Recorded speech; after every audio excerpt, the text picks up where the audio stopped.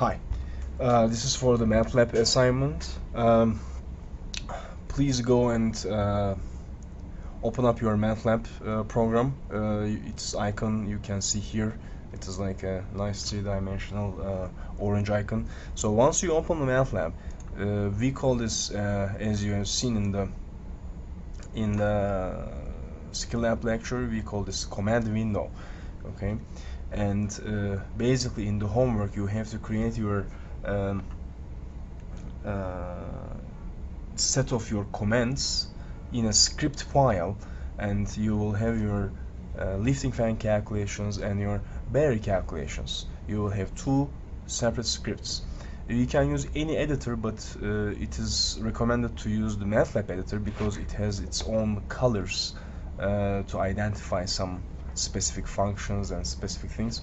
So if you go and click on this one, or if you don't see this, just go file new and blank M file. Basically you will have this new thing. I have my homework here, and I will just go over from this one. You have to put your first name, last name, team number, section, and the name of your assignment. And when you save this file, please follow this convention provided in the slides. S5 homework 1 first name and last name. As you see, the script, it has automatically its own extension, which is .m. It is standing for MATLAB. When you are putting your name and all this information, these are not related to the program, the script, the commands. These are not commands. Command, C-O-M-M-A-N-D. These are not commands. These are comments with E-N-T. So that is why you have to put a percentage, and that says to MATLAB that once you put this, whatever comes from this, it will not be evaluated. It will not be like MATLAB will not check for these guys in its function database. Okay, so these are for you when you are reading your program, to make it easy for you or for somebody else to follow, and you also provide your label here. Okay, as you see, the sample uses the example in lifting fan lecture. It is exactly the same. Okay, one thing you have to keep in mind, different than MathCAD, MATLAB does not understand the units. So everything, whatever you put here, you have to think that the MATLAB doesn't have any capability to understand the units. So you have to make sure you are using the right units and conversion factors. This I use usually because it just clears up the memory of the MATLAB. If you used some other variables, it just clears up the memory and releases those variables, and this one clears up the screen. Here you have to enter the area of your hovercraft. In the lecture it is 576 square inches. Okay, so we know that which unit we are using, so be careful with this. Then you have to calculate your gap area. You have to provide the perimeter length and the gap height here. Then you basically you have to take the product of them to calculate your gap area. Here, one thing, MATLAB is case sensitive. So if you use area like this, okay, and then you use in your program somewhere else with a small a here, it will be a completely different variable. It will not recognize, and it will not call this 576. This 576 here is assigned to this variable specifically with the exactly case sensitiveness. So if you are going to use this value in your calculations, you have to make sure you are using capital. Okay, here I use these variable names. They are long and not basically easy to maybe type. It is not convenient, but it is just for you. You can basically use simple variables like x is 576, and knowing that it is the area. Okay, so you can just create your own variables. The problem is sometimes if you are not experienced with MATLAB, you may use some variables which are already in the MATLAB function database. They are used already by the MATLAB itself. For example, like let's say you come up with a you want to call your variable function. Remember, see, it immediately turned to blue. That means it is already used by MATLAB, and you cannot use it to assign a value to it. Okay, so it won't be allowed. It will cry. MATLAB will cry when you run it. Okay, so remember, in programming you have to tell the you are doing a simple programming here, but it is a script. We call it script because it is not a high-level program. You are just giving everything. It doesn't ask anything from the user except one case I will show you. You have to tell exactly what the MATLAB should have to do. So if you are using something here, this should be defined before. If you define it later, for example here like this, since MATLAB is basically evaluating this program from top to bottom, when it comes to here, it will look for perimeter length variable which has to be defined before. Since you didn't define it, it will cry. It won't recognize it if you put it after. Okay, so you have to put anything that you are going to use before it is used. Okay, so be careful with that. Then, as you see, whenever I put a percentage, it turns green. That means it is not a command. It is not going to be evaluated. It is just for us to see when we are editing, in the editing mode. Okay, now we are entering one by one our weight of the components, and then we sum them up. And you remember in the lecture we didn't use the actual weight. We basically played safe and we selected something else. So what we do here is, this is a variable, okay, and this one will ask the user, when you run this program, this one will ask the user, okay, here is the actual weight. You see now, what do you select the weight? So whatever the user inputs, it will be assigned to this value. So it is like a small interaction with the user. Okay, so when I run it, you will see. And now when you use display function, it will display this. It will display basically whatever inside the codes on the MATLAB screen. Okay, just to make it convenient to follow when you run it. Now you basically have to calculate your required pressure. Be careful with the units. So you have the selected weight over the area. If you put here small a, MATLAB will cry. It won't do what you want to do. You were expecting this area, but since now it is small, it won't. This is a completely different variable. So you have to make sure exactly you put the same thing that here. Okay. And gravitational constant, you have to put the constant gravitational and the gamma. These are the constants that you have to put already. And see, after this, if I put this, it is still kosher. Okay, you can still put it here as basically telling the user that this is the gravitational constant, blah blah, whatever variable it is. Okay, so gamma is the specific weight of the air. Then I display, okay, required leakage velocity in inch per second. We display it to the user, and then it calculates it. And then we basically calculate the required flow rate. Look, I put here 28.8. It is the conversion factor from cubic inch per second to cubic feet per minute. Okay, CFM. And here there's another display. So very good. Now go and select your fan. Once you are done with this one, you are done with the part one. One thing I can tell you here, first let's run it. How do you run it? You learned it in the slides. There are two ways. You either go and in the command window you basically type exactly the name of the file. Okay, so what is the name of the file? Let me make it a bit simpler here. Okay, the name of the file here is S5 homework 1 torture. My name. Okay, so if I hit enter now, it will basically start running. What do you expect? look at your file now. It will come all the way here, and it will ask for selected weight. Okay, then it will continue and finalize the calculation. So let's see.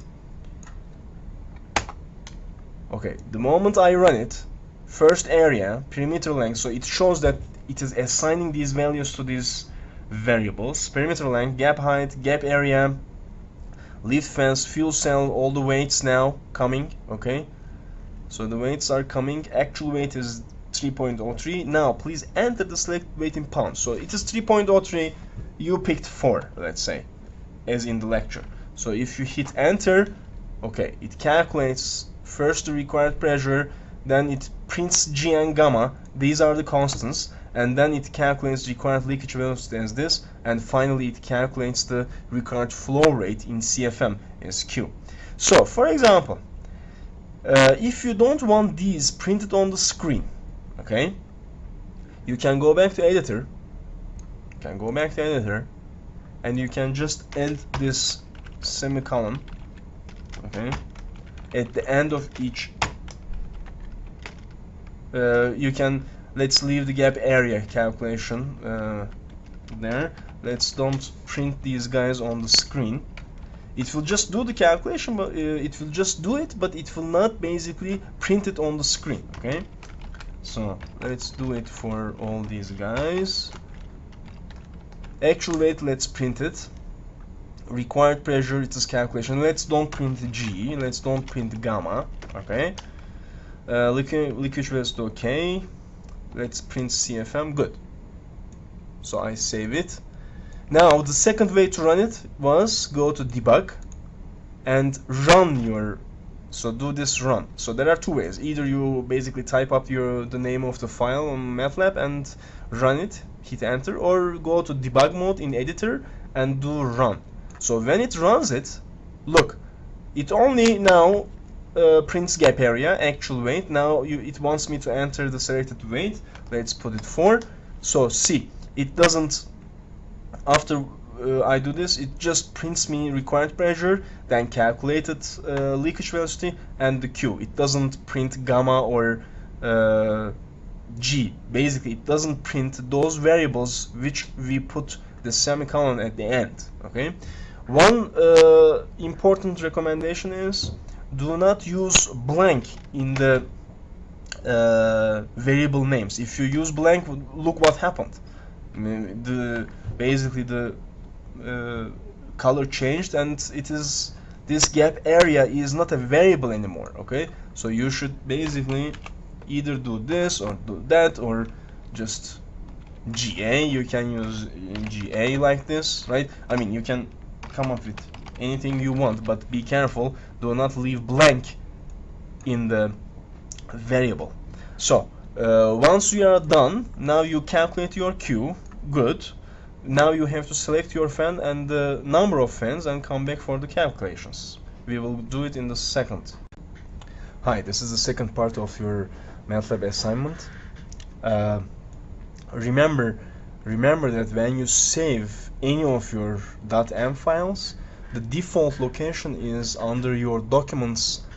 You can, under my documents in your ECC or wherever you are working, there will be a MATLAB folder. The default location is there unless you change it.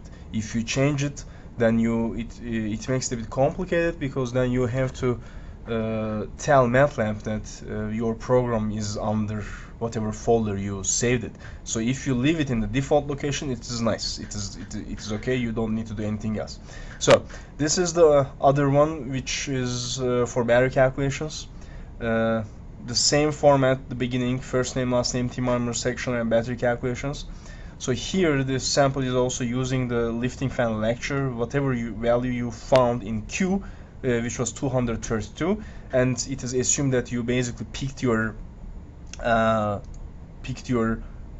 fan. So we have this fan datasheet for that specific example here, and this fan datasheet gives us basically all the informations. And if you see here, it gives us nominal current and maximum current. Okay, so basically you have your nominal current as 1.15.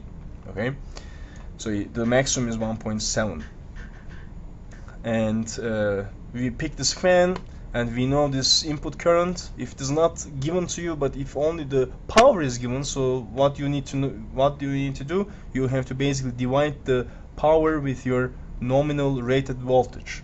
Okay, so if you go back to the thing, I start again with the clear all and CLC, and now you have to put your number of fans.